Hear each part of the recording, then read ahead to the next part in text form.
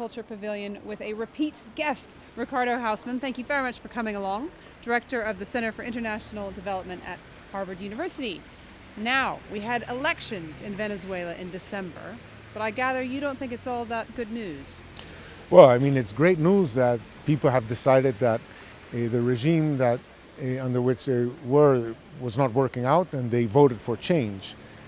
But delivering that change is going to be difficult because you have the administration from one party and the opposition and parliament in a different party fighting each other in a sort of like a constitutional confrontation at a time where the macro situation could not be more serious.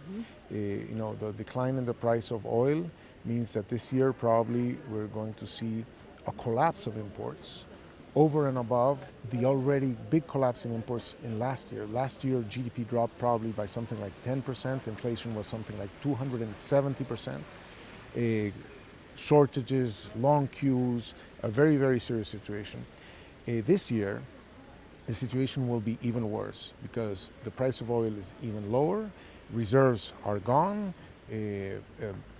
asset liquidation is pretty much over, so we have no way of sustaining the level of imports. And then we have a very big debt service bill that will, I don't see how it can be paid.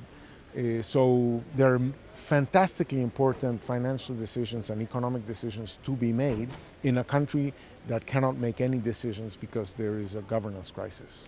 So do you think we're heading for a humanitarian crisis in Venezuela? I think that the check is in the mail. What do you think is going to happen? Do you think the IMF, the World Bank will get involved?